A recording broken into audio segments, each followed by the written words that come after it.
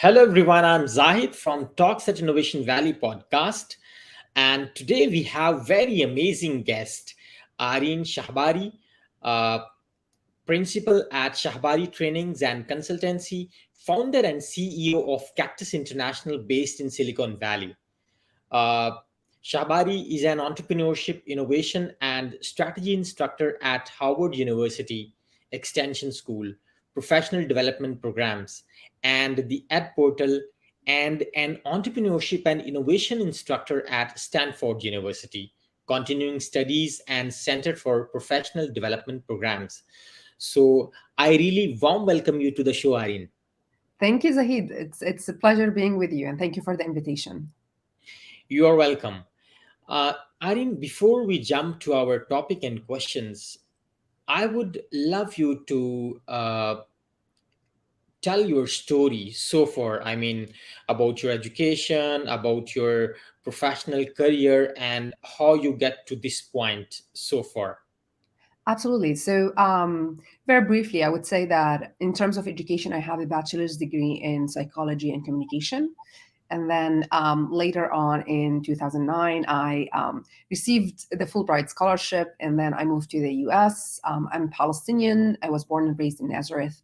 And so in 2009, I received the Fulbright Scholarship. I moved to Boston. I did my MBA at Simmons School of Business.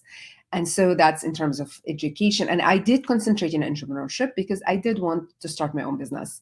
In terms of career, I would say the major places or fields where I was in were the media industry. So I was, before coming to the US, I was in the media industry as working as head of programming department, as a TV producer, and also as a TV host.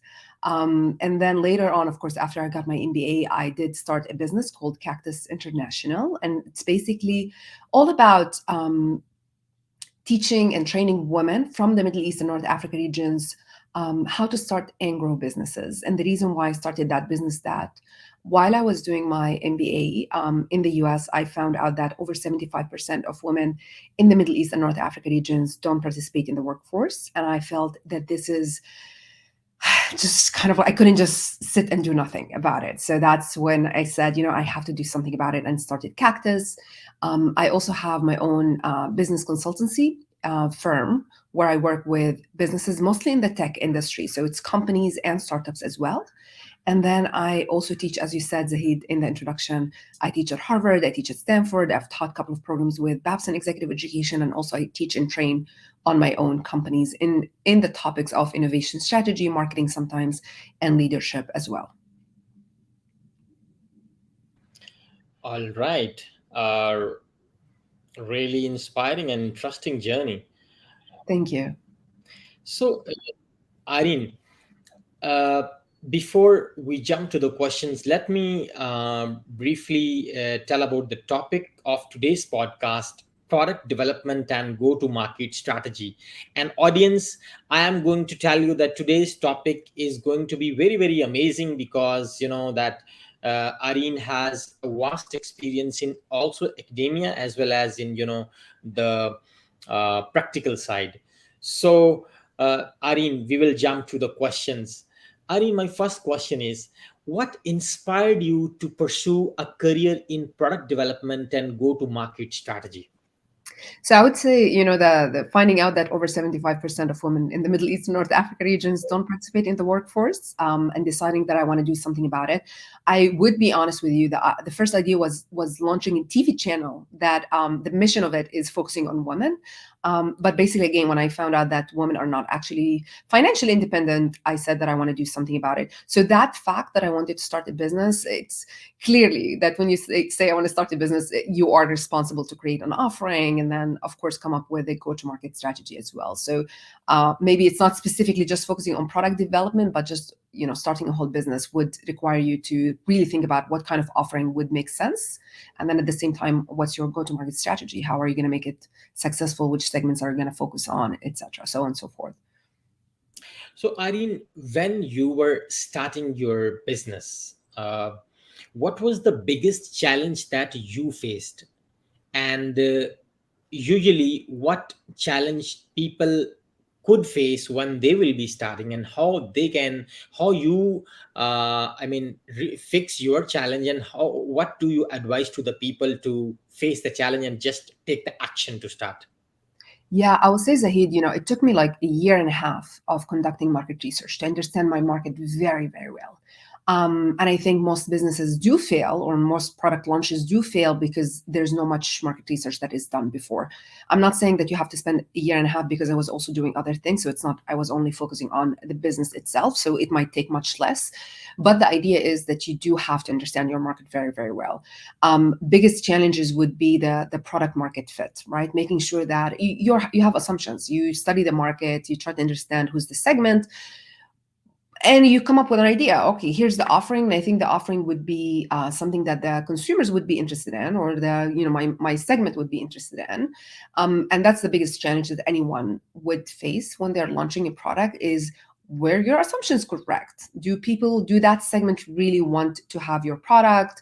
Do they see a need in purchasing it? Do they have the money to pay for the price that you set for that product? So does the business model actually work? And then, are they happy with the product, and will they advocate for it? So I think the product market fit is one of the biggest challenges that anyone would face. The second one, I would say promotion, because if people don't know about your product, then no one is going to purchase that, even if it's the best product on the market, right? So spending time in marketing and promoting your product is important. And the last one, I would say timing is crucial as well. If you are working so hard to create an incredible product, but the timing for that product is not right, consumers are not ready for it, they don't see the need for it, then that's not going to be a success. Segway would be a great example for timing. The timing for Segway was not right. The way the founder imagined how Segway is going to be successful was also not actually actualized in the market. So timing would be another one. Airbnb, Uber were successful because of that correct timing. So it was, financial crisis, people didn't have the money or didn't want to spend the money.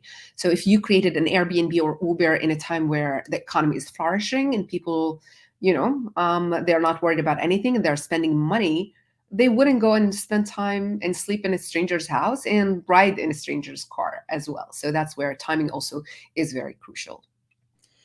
All right. So, when someone starts a startup and start the to build a product, so how one could prioritize the features of that product while developing it?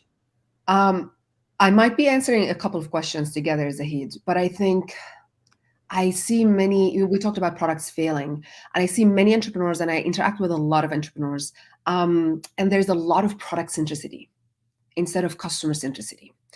And I think that's the biggest problem. If you want to like which features to focus on the most to develop, you really need to understand who are you serving with that offering that you have. And so that would help you dictate which features are more important than others. Let's think about examples. If I think of the computing industry, right, then what matters the most is, for example, something that would be like, if I'm thinking of a laptop, then having a light laptop, battery life that is long would be important. Navigation that is easy is also crucial. Multitasking, high performance, all of these are important factors. I would also say that sometimes, you have to conduct the market research yourself, whether it's primary research, but also there's secondary research, meaning that you can go online and find some data on what consumers care about the most. There's something in marketing that we call the decision-making process.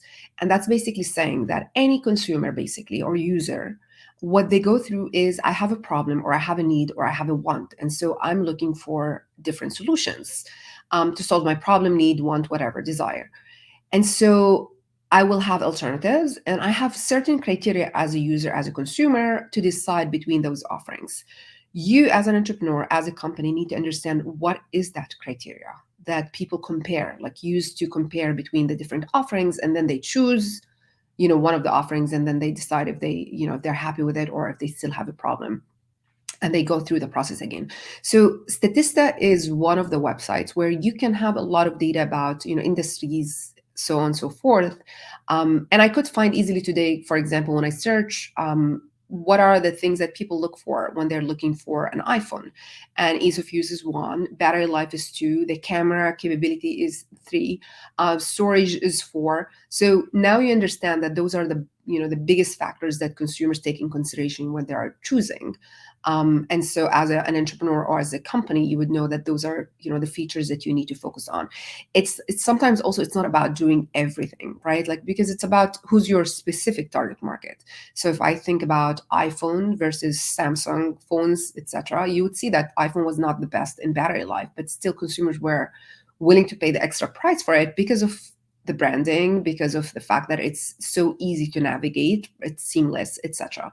So it's not about doing everything to all the consumers. It's about saying, who am I targeting and what would they care about the most? And how can I do it in a way that differentiates me, that others are not able to imitate easily? All right.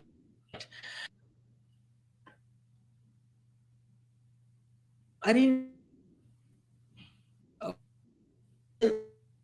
something called product market fit. How has the product market fit and how to get to that point? I could not hear the full question, Zahid. So if you can repeat it, I would appreciate it. Sure. Irene, we listen something called product market fit. How a startup founder could ensure that he is on the point where he has a product market fit. Yeah. Um, so again, I would say one is, do you have a segment? Do you have a specific target market that you're targeting with your product? Because if it's very random, then whatever you do is not going to give you enough information to know how to adapt, and know if you have a product market fit or not. So one is decide who's a segment, specific segment that you want to target. And then what you do is create an MVP. So minimal viable product. You can create a pilot, whatever it is, just to confirm that actually your idea is something that consumers would, just to practice basically the idea of the product and the value that the product would provide to the consumer, and if the consumer is happy with the offering that you have for them. Just to give a quick example, if I remember the story correctly of Groupon, they were sitting, their office was on top of the pizza place. So when they started with the first Groupon, it was about getting two slices, I think, or two pizzas, from the store below them. And if someone purchased, which was happening totally not automatically, if someone purchased a Groupon, basically what they did, they actually created a PDF, they sent it to the consumer, they went down to the store and they told them, listen, someone is going to come, this is the name of the customer that can come, and that's the Groupon that they will show you, and so you can give them what we promised them. And that's how they actually validated that there's some kind of product market fit.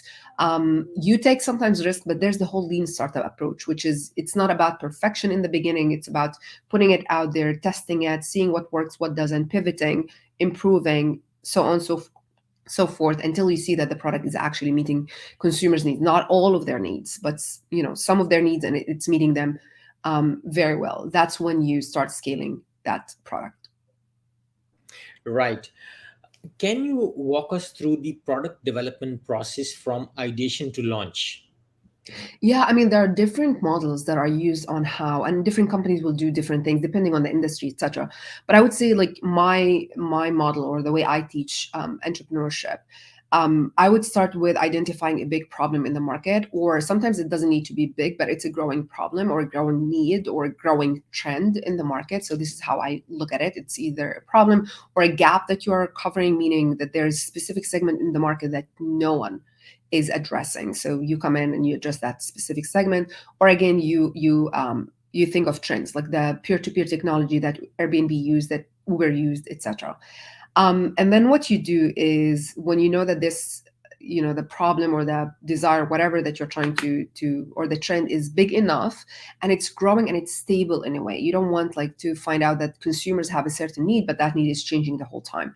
When you know that this is happening, and it's growing, then what you do next is you come up with ideas to solve the problem. So let's say that, one of the Cactus, right? Like the fact that over 75% of women don't participate in the workforce. Of course, I could have taken the path of, how can we encourage companies to hire more women? or to promote more women or whatever it is, right? I went into entrepreneurship because I found this is the best way to do it based on my market research. But there's multiple ways. So that's the ideation process of finding out how do I solve the problem. I would say for that, I would also go deeper to the problem. Like to be able to come up with an idea that is working, you have to ask yourself, why does this problem exist? What's the root cause of the problem? And when I get to the root cause of the problem, then my solution is going to solve it at a deeper level than just at a surface level. And that's something that consumers hopefully would be willing to pay more for, and the value that they would see would be bigger. Then I would assess my idea after I go through the ideation process based on specific criteria. For example, if I'm going to create something, um, what are the chances that someone else, another company, is going to create it immediately after? Or it's so easy for them to create, right? And if the answer is it's so easy to create what I'm creating and there's a huge market for it, then that would be a little problematic to go ahead and start that business. So assessing the idea is another aspect of it. And then if you assess it and you find like, yep, you know what, it's a go, then that's when you actually create a minimum viable product and all the things that we talked about. You put it in the market, you test it, you pivot if needed until it's working, you have the product market fit, and then that's when you scale it. Right. What are some common mistakes that startups make when launching new products? Um, Not knowing who's the main segment is, that's one. Not having empathy to the consumer and what are their needs specifically, and wants. That's another problem that many times companies face when they're launching a product. Not promoting the product is another aspect of it. As I said, the timing could be another reason why products as well fail. So those are the main reasons. But I would say a lot of it is engineers excited about their product mostly, and focusing on the product itself versus what is the value that is going to be created by your product and how that value is going to be seen by the users, and would they be willing to pay the price that you set for it, um, continuously. So not only one time, continuously they would see that there's a higher value in your product versus the competition. So that's, I think, the biggest problem. And I see big companies doing it, small startups, it doesn't matter. Everyone is just focusing so much on the products. You see a lot of competition as well now, right? Like when you talk about AI, everyone is like so stressed trying to create the next AI. But there's a lot of imitation that is happening in the market instead of saying what differentiates me and who am I serving exactly, and how with the resources and capabilities that I have, I can serve that specific segment better than anyone else. Right. Uh, can you please little bit brief then how to solve this problem that that you described? It's so maybe, and it's addressing another question that you asked, Zahid, that I know is on the list, which is how do we identify the segment, the specific target market that we need to go after? And I would say, one of the criteria that I talked about is how big is that segment that I'm serving? If it's not too big right now, that's okay, but is it a growing segment? Right? Let's think about AI. Let's say that, how many people are going to use AI now? Like they really need a chat GPT. I would say that maybe not everyone is going crazy and using chat GPT. But the assumption is that more and more people will be using it, that companies will actually, use it in their companies as well. So it's B2B kind of solution as well. That's the projection that everyone will be using it. And there's lots of ways that AI can, or, chat GPT kind of solution can be used in companies. So that's confirming that, that's something where there's an increase in usage. But it's important to identify who is the specific segment, right? Like ChatGPT, who are you serving exactly? Is it the normal consumer? Is it the businesses?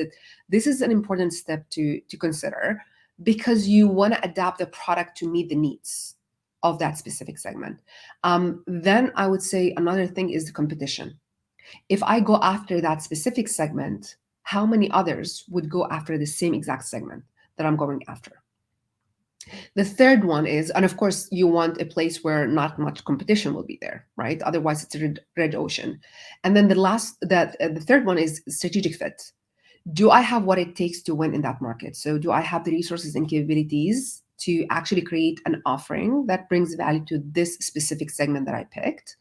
And then I would say another thing to think about is what is the cost to address this market, or target this specific segment. Other ways to think about it is the return investment. If I do all this work, right? If I have what it takes to win this segment, if the cost of entry is not that expensive, but also what's the return investment? Is it really high for me as a business, as a startup, or as a company as well? So this is how I would kind of identify my target market. And then again, I would do the lean startup approach in terms of the pivoting. But before that, Zahid, it's like I see the lean startup approach also going too far, meaning you can't just put something in the market and test it without thinking hard about what are you doing, who are you serving, all the big questions. So there's a lot of, there was criticism about business plans, right? That they take too long, they are not needed. I do agree that they take too long and they don't need to take too long. I agree that they don't need to be perfect, but I do believe that the business plans do force you as an entrepreneur to think of all the aspects of your offering, not only focusing too much on the offering itself. It's more about the business as a whole. The offering is part of the business. And that's where go-to-market strategy comes about as well, right? Where am I going to start? Where am I going to launch the offering first? Which market? Which geography? How am I going to expand? Which other geographies? Why would I expand in them, right? How would the competition react? So all these important questions should be answered, even if it's briefly, before you go ahead and invest your money, etc., in thinking too much about the product and the features and the offerings. So that's my view on it as well. You are a business owner. You are not only product owner. Right. How one could ensure that his or her product is aligned with his or her brand's mission and values? That's a good question. I will give an example from Cactus, right? So when I started my company, my biggest vision, Zahid, is for women to co-lead our world into a better place. This is the vision. This is what I would like to see in our world, where women and men are working together and they're working towards a future that is safe, that is happy, etc. The mission for me is to empower women to be able to get to that level where they're co-leading, right? So I chose the entrepreneurship path. I chose, for women to be financially independent, and not only financially independent, the fact that I know that most women who start businesses, they start social enterprises. So those are businesses that are going to create value in the market itself, in the communities that they live in, and beyond. So that's the mission of my company.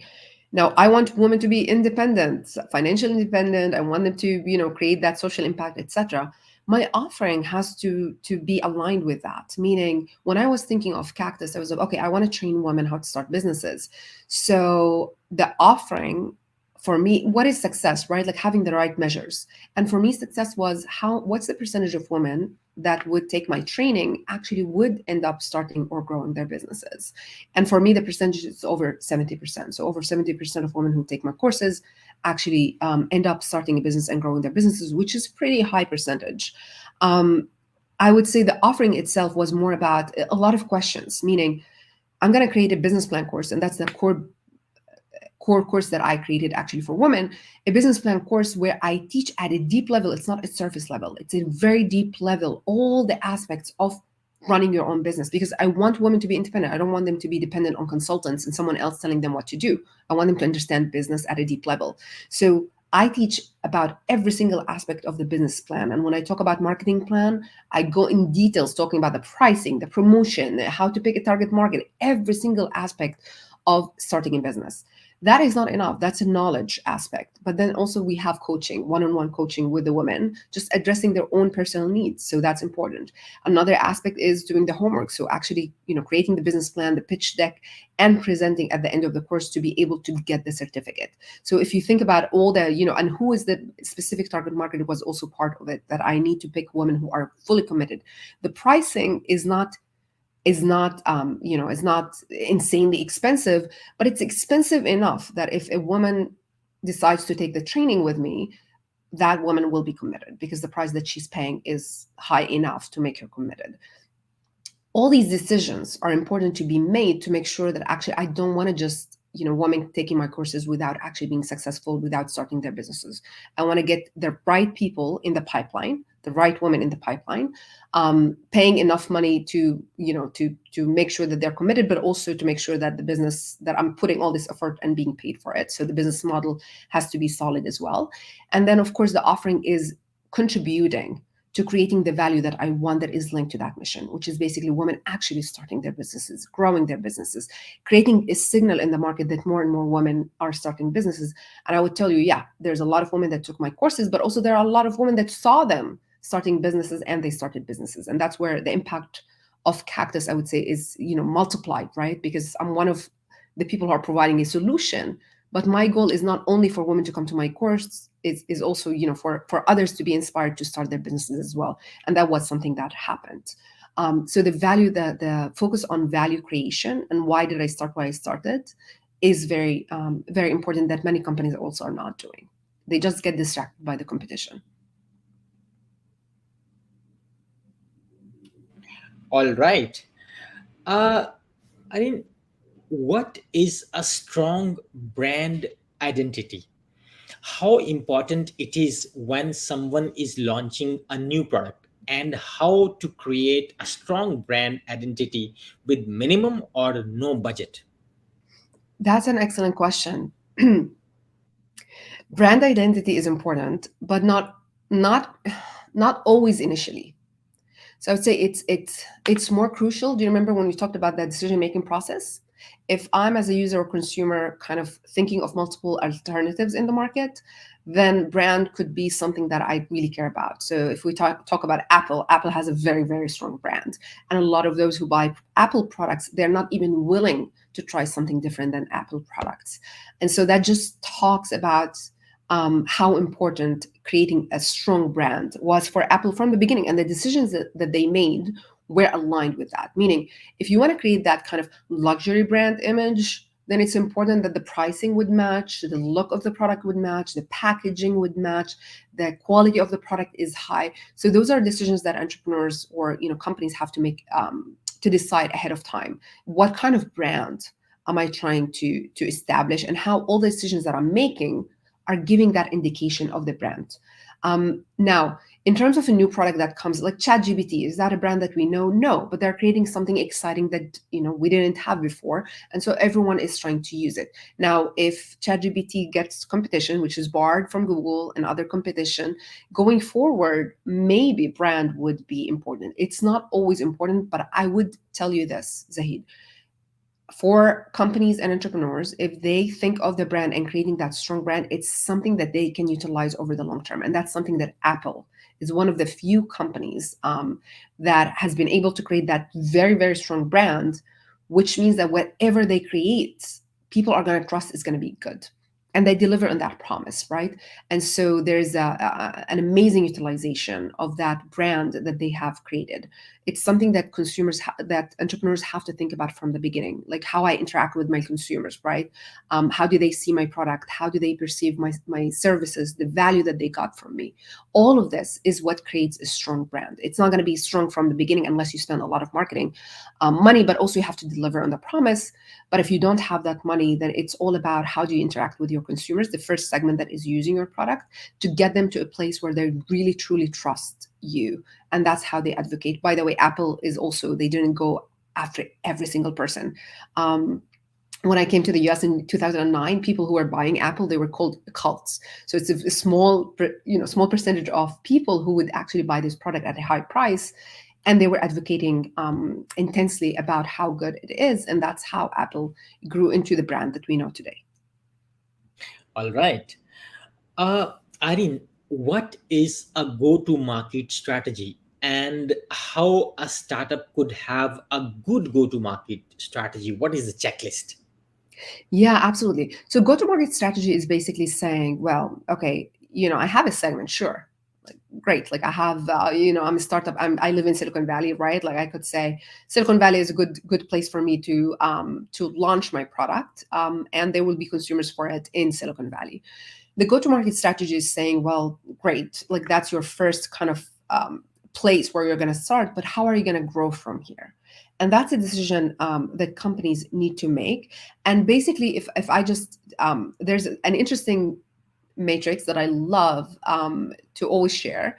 It's the ASOS matrix, and basically what it's saying is that every company, when you create a new product, there's the penetration aspect, right? The penetration strategy. So in the beginning, you're trying to get, let's say that my segment is basically, I don't know, college students. Let's talk about Facebook, right? Facebook, when it started at Harvard. So it was college students at Harvard. And then they went and said, okay, the go-to-market strategy is, how are we going to grow? And they said, you know what, we're going to go from college students at Harvard to actually college students in Massachusetts, and then after that in the US, and then after that they opened it to users in the US, and after that they opened it to users globally, right? They went globally. So that's the go-to-market strategy. Just to explain it based on a specific example, is saying, how am I going to start? How am I going to test that my idea is actually working, and where am I going to go after? And so penetration strategy is going to the whole market, and then what happens next is you have to choose. So there's, in the interest matrix, is market development. So it's saying, the Facebook example, go to college students, and then the college students in Massachusetts, in the US, and then the users. And then what you do, market development, is you also go globally. There's also product development. So it's saying, I'm in the same market, but instead of just going globally and focusing too much on going from one specific geography to another, in the same geography, I'm going to create more products. So it's the same segment because I already know them. Just to give a quick example, so if you think about the MacBook, then you think about the smartphone, right? Like in the US market, that would be an example of how you create more products. And then diversification is basically creating new products in new markets, which I wouldn't recommend to startups because that's very, very expensive to do. So this is how you have to think about a go-to-market strategy. I would say maybe one question that you need to ask yourself: do you have what it takes to win? If you go to a specific geography, if you play, against other rivals, um, targeting a specific segment, do you have what it takes to win? So that's a good question to ask, to know exactly where should I go next as a company to grow my business. All right. Areen, can you share a couple of use cases and examples of successful go-to-market strategies from some startups who did it successfully, especially that you like, and you quote them as a use case in the university?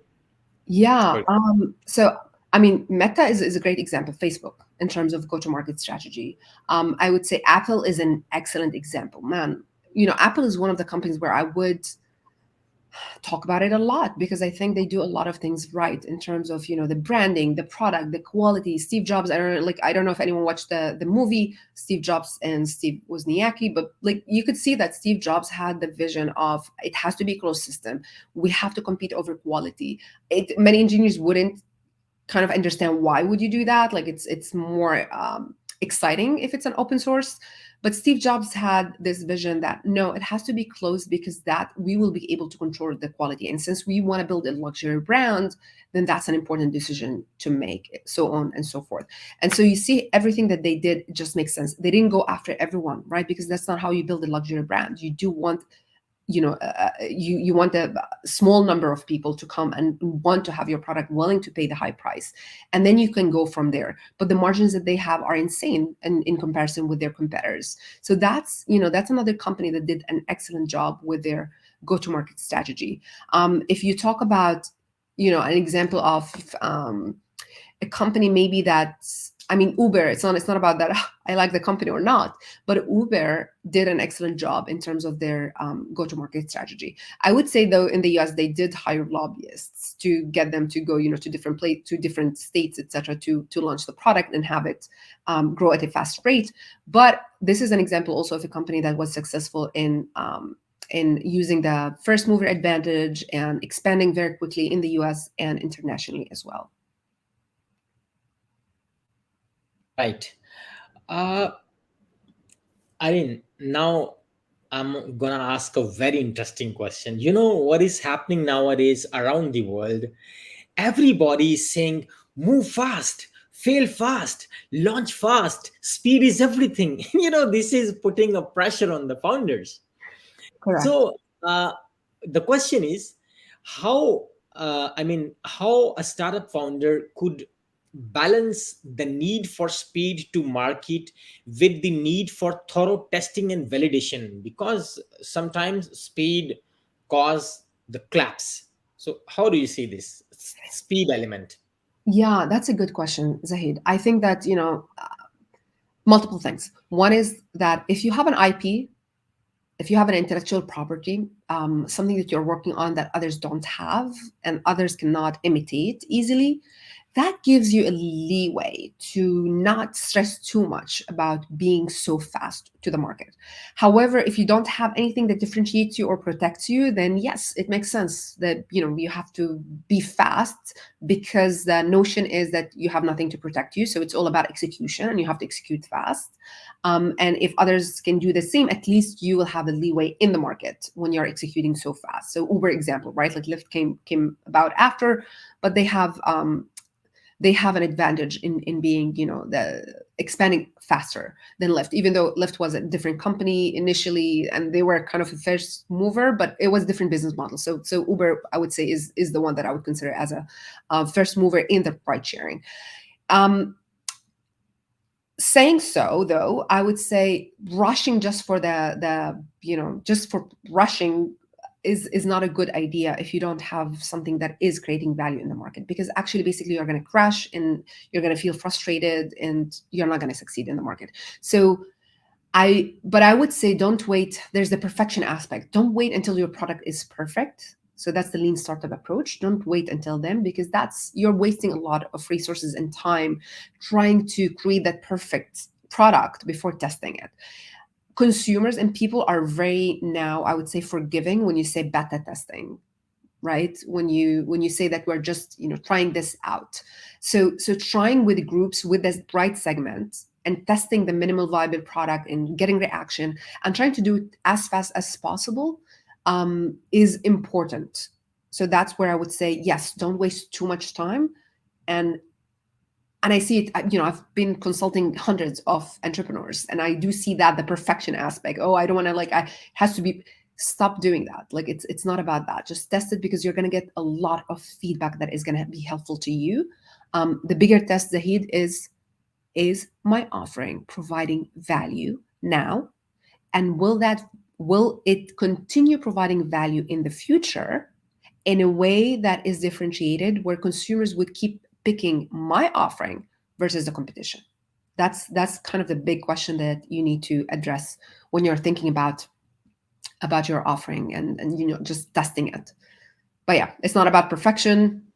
Yes, try to test as fast as you can. And if you don't have IP, then there's more pressure on testing, but don't do it in a way where you test too fast that you're actually failing because of it. All right.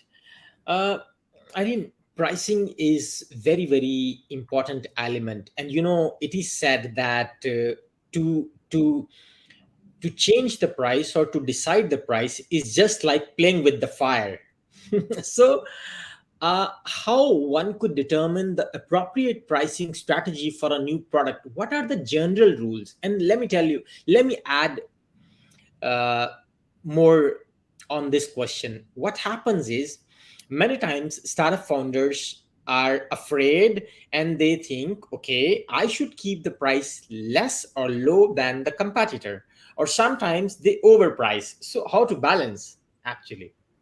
Yeah, okay. I'm gonna be honest, Zahid, because pricing is one of the most difficult things, right? That companies can do, because there's no.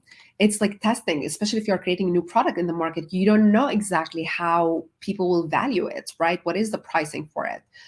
It's one of the most difficult things. But I would say, do not fall into the trap of pricing your product low because you're thinking, well, after that, I'm going to increase the pricing. It has to be an optimal pricing. It has to make sense in terms of the business model, meaning, what are you anticipating in terms of your sales? How much of the product are you anticipating to sell? At what price? And would that be enough to cover your not startup expenses as a business? Like in 2 3 years, would you be able to basically cover all the operational expenses that you will have to run the business itself? And that's the big question, to kind of get you some idea of what the pricing is. I would also say it depends on what's your strategy. If your strategy is a low cost strategy, like Walmart, for example, then the pricing is going to be on the low side of the competition, right? So that's the decision that you have to make. But I would say this, going for a low cost strategy is very hard. It's not that easy at all, because what it's saying is that my margins are going to be slim, and to be successful, I have to sell to so many users, so many people to be able to be successful. And if I have competitors like Walmart, for example, they're going to crush me because they have more financial ability than I do to keep lowering the prices even below the cost. So be careful with that low cost strategy. If you go for a differentiation strategy, meaning actually what I'm providing is providing higher value than the average competitor in the market, then that's when your pricing has to be higher. It makes no sense for it to be lower than the competition or equal to the competition. The problem sometimes with going with the equal is that if your competitor is able to lower the prices, you'll be forced to lower the prices. This is not good for the whole industry in a way. And then if you go for what I would say the kind of the middle ground, meaning I have kind of the good quality, it's reasonable pricing, it's good quality, it's etc. Then I have to excel at two things. I have to excel at basically lowering my costs, not as much as the low cost kind of provider, right? Like, but lowering my costs more than the average competitor. And at the same time, I have to show a little bit of more differentiation. So like Target, for example, IKEA, they go after that strategy. And that's also not an easy strategy to follow. So I would usually recommend more the differentiation strategy, and I would say set the price high enough where it's covering it makes sense in terms of business model, and also in a way that customers are willing to pay for. But I would say that the notion of customers are willing to pay for, we pay for Apple products the expensive price because we perceive it's not about the what quality we get out of the product, it's about the perceived value.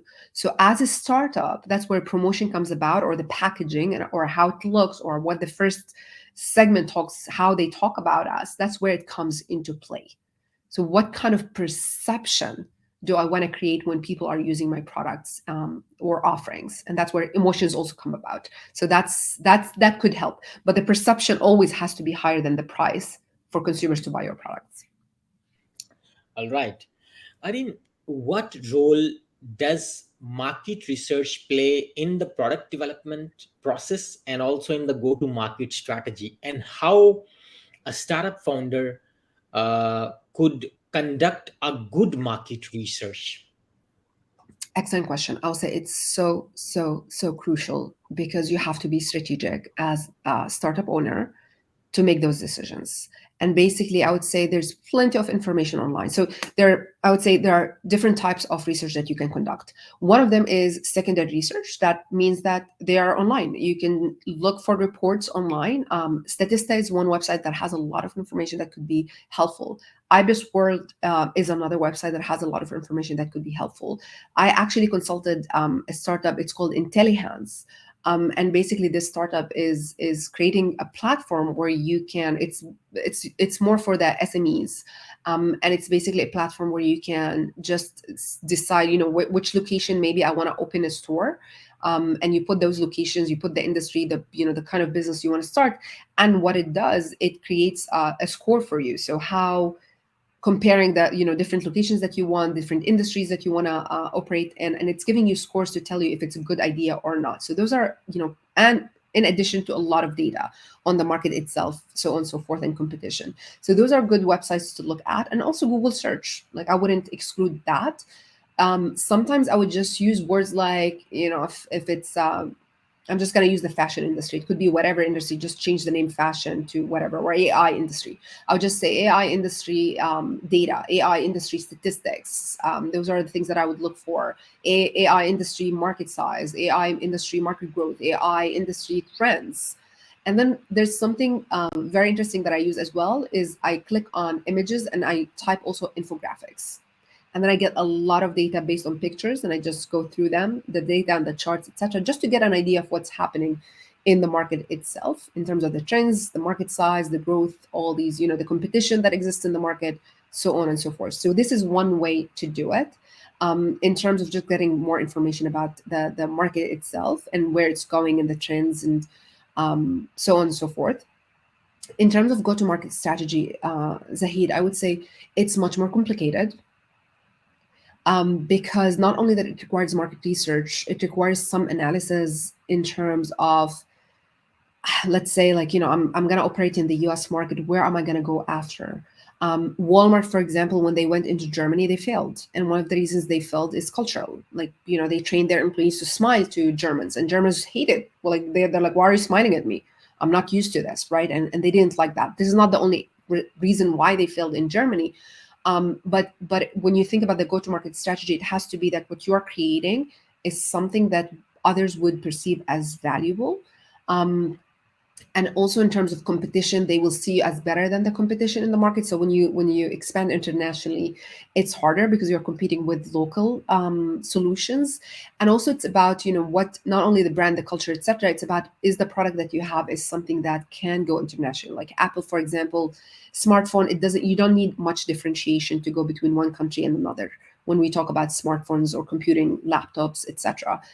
If we're talking about food, yes, and that's why McDonald's, for example, in different countries, even though the menu somehow, a lot of menu pieces, whatever meals are the same, but they also are adapting some of the meals to match the consumer taste, right? So that's where you have to think more about who am I serving and how my offering translates when I grow globally, and also how big is the market. So I'm gonna just give you an example with Cactus, for example.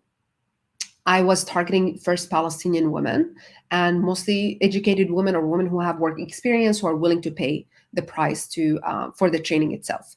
So Palestinian women, and then when I said, okay, I'm going to grow the market itself, I know that there are other Arab countries, right? But I know that some Arab countries, they don't have the money to pay my price, so they're out of the picture in terms of go-to-market strategy. They're out of the picture, unfortunately, because the price it's not going to work in terms of my business model.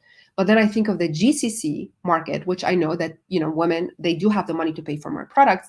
Then you think about, okay, which country out of the GCC? Well, Saudi is the biggest market, right? If I build a brand in Saudi, is going to be different than making a lot of effort to build a brand in Bahrain, which is much smaller. So those are the thinking that has to happen for an entrepreneur is I'm going to invest a lot of effort. Will that effort pay off, and how strategically will it pay off? All right. Uh, I mean, how one could stay ahead of emerging trends in product development and go to market strategy, how you could ensure that you are winning, you are competing, you are, you know, you are having the competitive edge. How? I would say by not obsessing about the competition or what's trendy or what is making noise. It's really about focusing on, who, what am I doing? What is the offering that I'm trying to build, and how is it going to serve someone, and what value I'm trying to create. And by doing that, I will get to the rest of the answers. Do I need to learn something new to be able to create a better offering? Do I need to implement a new feature? Do I need to work with a partner so our offering is even better than what exists in the market? But it's the idea is not focusing on the competition and seeing what they're doing. It's more focusing on my segment and seeing what they need and how I can provide better value. And then I will consider the competition as a second phase, not as a first phase, just to focus on how I can be better than the competition, but not as a first question to ask. It's more, how can I create more value that is different than what the competition is offering? So this is how you would lower your stress. Like, I know now, like all the startups, right? And startup competition, I judge some of the startup competition. Now everyone wants to do AI, right? Because it's trendy. It makes sense. But I'm like, if everyone is going to try to do AI, then that's creating a lot of competition in the AI and not finding areas that no one is looking at. And you can create the next new thing than just looking at what everyone else is doing and trying to do it. Right, interesting answer. Irene, uh, last question. You know, everything is fine. We read a lot of books. We have a lot of strategies on internet. We listen a lot of podcasts. No matter what happens is there are a couple of things that ultimately happens. There are many people who never starts. There is some fear. Okay, more things. Uh, Even if the people who start, they just give up in the middle. They never complete it. So the question is, what are the common reasons, key reasons, and those fears that actually cause that people never start, and even if they start, they just give up, and how they can overcome those challenges and those fears? Yeah, Zahid, I would share with you that I was in one of my courses. I was bringing a lot of business owners and entrepreneurs to my class to speak, and I love. There's one of them that said, "How do I keep myself motivated?" And she said that I wake up every day and ask myself, "Why am I doing this?" Right? And if, and I'll tell you this: if you're trying to make money and make money fast, that's not a reason that will, I mean, for most people, it's not a reason that will keep you motivated to wake up every day, because entrepreneurship is about ups and downs. One day you're going to feel great. Another day you're going to feel, you are working on something and then you discover that there's a competition that did exactly what you wanted to do. Like, I spent, whatever, how many months working on this, and now I see that someone else is trying to do it, right? So it's focusing on, why am I trying to do this? Who am I serving? And it's important to say the word serving, because all companies should exist to serve in the market. So asking that question is something that can make you feel motivated. Also, having the right team with you and team members, people who are complementing your skills, so you don't feel you have to do everything. So if I'm really good at, I'm an engineer and I'm really good at creating the product itself, then I need to have a business person with me, someone who can do the business development, someone who can do the promotion, the marketing, right? Because if I have to do everything, I'm going to feel frustrated because I don't have all the skills to be able to implement and do this business. So one, I would say, why am I doing this? And having clear vision and mission, that is something that is super, super motivating. Two is having the right team members with you to be able to implement. Three, I would say networking, because the more you talk to people about what you're trying to do, don't shy away. I see like a lot of entrepreneurs, oh, I don't want to tell my idea. Well, it's not about the idea. It's really about who can execute that idea. So if you share it with other people, if you say, I want to do this, you're going to get people on board who are trying to help you achieve it. So the more you network, the more you share what you're trying to do, the more you're going to get information resources to actually implement it.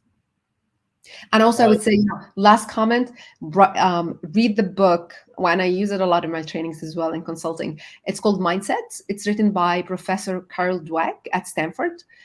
It's a great book that talks about fixed mindset and growth mindset. So adopting a growth mindset is crucial to be a successful entrepreneur. All right.